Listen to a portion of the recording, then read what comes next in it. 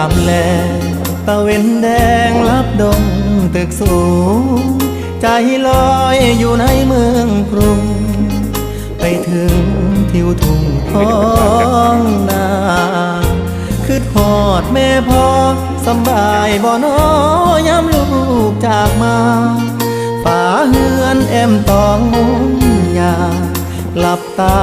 ยังจำฝังใจมาอยู่เมืองไกลบ่อุ่นใจคืออยู่บ้านเฮาหาปลาหน้าหวานเกี่ยวข้าวของขึ้นเหล้าลาบขมต้มไก่หนาวหมอกจางจางไอดินกลิ่นฟางยังค้างในใจหอมเอ่ยหอมกลิ่นเข้าเมืองน้ำตาสิไหลยามคือทอดบ้าน